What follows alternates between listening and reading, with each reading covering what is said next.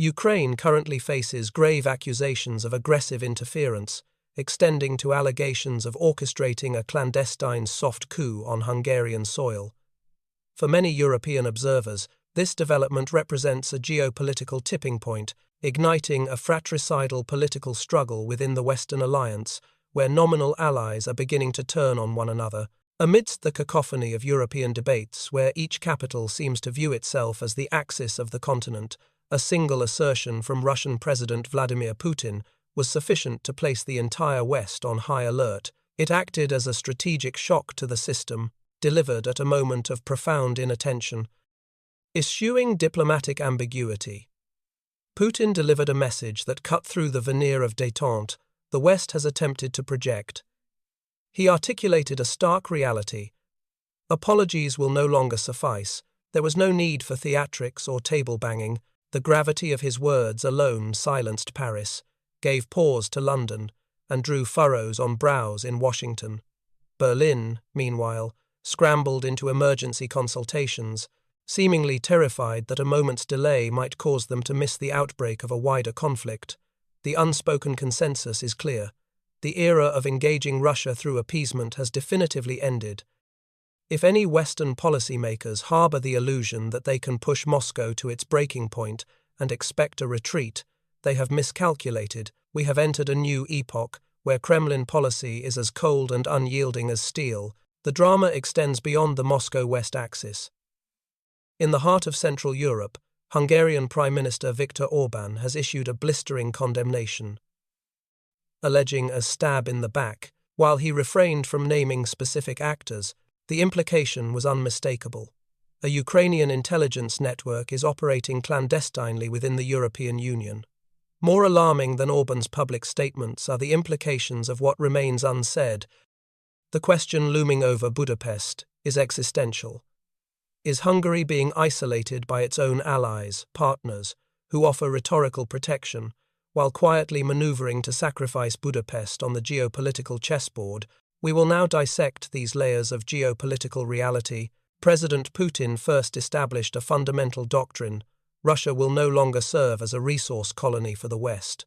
Despite over a decade of Western isolation efforts, the Russian economy has not collapsed as European technocrats predicted.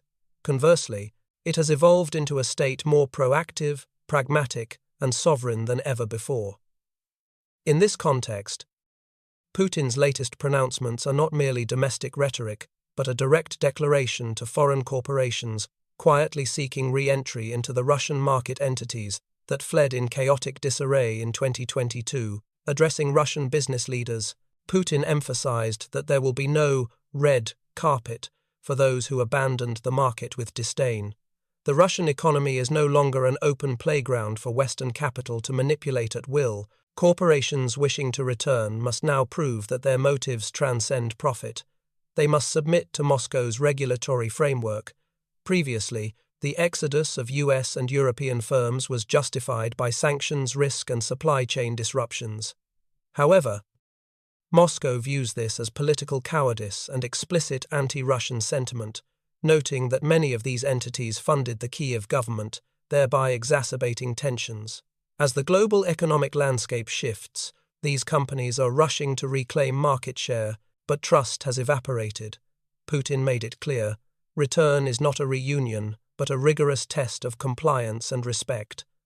For entities that withdrew tactfully, without damaging Moscow's strategic interests, a pathway remains, but with strict conditionality. They must accept joint ventures, where Russian entities hold controlling or decisive stakes, ensuring the domestic market remains insulated from external manipulation.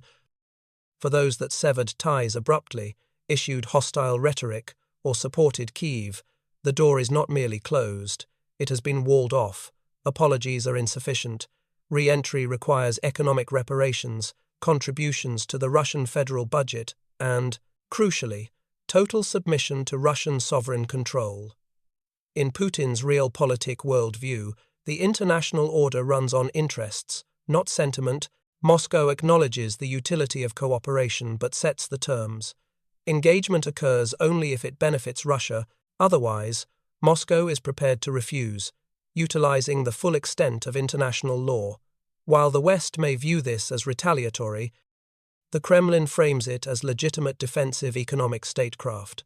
Following the events of 2022, Moscow has abandoned the naivety of trusting handshakes, choosing instead to enforce strict sovereignty. The era of Russia as a dependent market is over.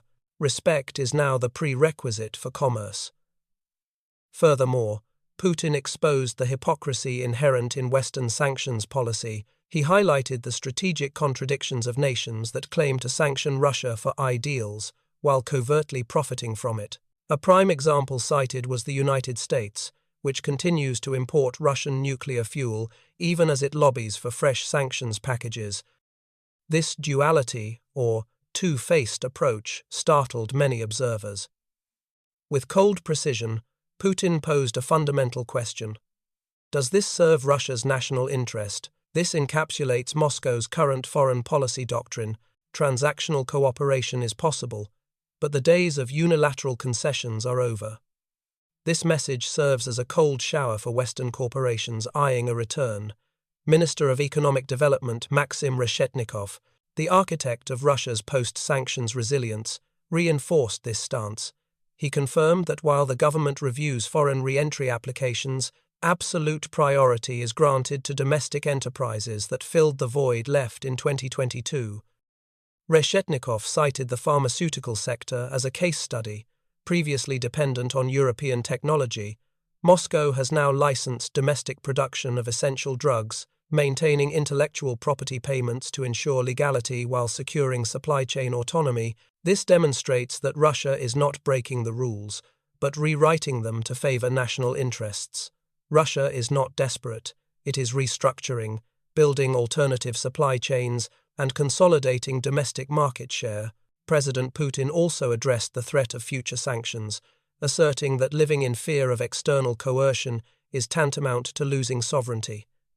He concluded with a biting metaphor, likening the West to a passenger who buys a train ticket solely to cause a disturbance on board, with no intention of reaching the destination. This exposes the contradiction of civilized forces seeking profit from the very nation they condemn.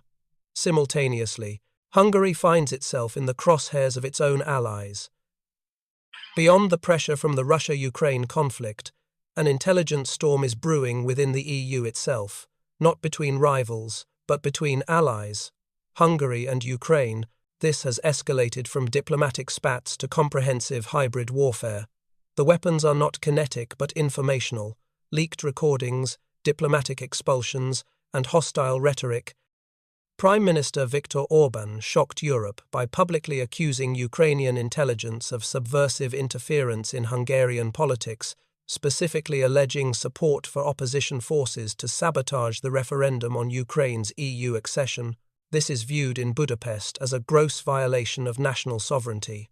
Orbán further refuted President Zelensky's claims regarding Hungarian public support for Ukraine's EU bid, asserting that the Hungarian people retain the right to self-determination without pressure from Kiev or Brussels. This was a warning shot to the Western establishment attempting to enforce political homogeneity, adding to the tension. Tamas Mencher, communications director for the ruling Fidesz party, accused the opposition of colluding with Ukrainian intelligence to plot a government overthrow. Central to this allegation is Romulus Rusin-Shendi, the former commander of the Hungarian armed forces, now suspected of pivoting to support Kiev. The situation intensified when Péter Magyar, leader of the Tisza party, released classified recordings discussing military preparedness. Although dated, the release timing suggests a coordinated effort to destabilize the government. In late November, the friction turned physical. Kyiv arrested 2 Hungarian veterans in Transcarpathia. Budapest responded by expelling a senior Ukrainian diplomat. Ukraine retaliated in kind, announcing the dismantling of a foreign military intelligence network. Subsequently, Hungarian armor was observed at border crossings, and reports emerged of Hungarian forces intercepting Ukrainian reconnaissance drones, violating their airspace. Relations are at their nadir. The underlying reality is undeniable. Orbán's Hungary pursues strategic autonomy, rejecting sanctions on Russia and weapon shipments to Kyiv. To Ukraine, This neutrality is tantamount to betrayal and an obstacle to EU membership. As the referendum approaches, this is no longer a diplomatic dispute, but a confrontation over the region's political future. Brussels hopes for a regime change in Budapest. Orbán aims to cement his status as the figurehead of resistance against Western liberal imposition. Budapest, once celebrated for the scenic Danube, has become the front line of a silent intelligence war. The adversary is not always across the border, but may be embedded within parliament, cloaked in the guise of allies and democracy. This confrontation between Orbán and the Kyiv elite may be the opening chapter of a larger game reshaping the European Union. If tensions escalate, it could precipitate an internal crisis surpassing Brexit, when one member state accuses a neighbour of undermining its sovereignty and the other alleges political interference. It signifies a collapse of trust. The beneficiaries of this schism are external powers. Every misstep by Brussels, every accusation exchanged between Kyiv and Budapest, expands the strategic space for Moscow and Ankara to exert influence in Central Europe. The upcoming referendum in Hungary could trigger a geopolitical earthquake.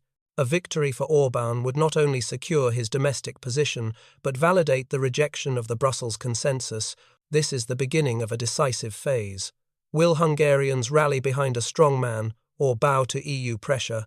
And is Ukraine, in its desperation for EU accession, burning its final bridges with its neighbours? The endgame remains obscure, but the cards are on the table. That's all for today's video. Thank you for watching. Goodbye, and see you in the next episode.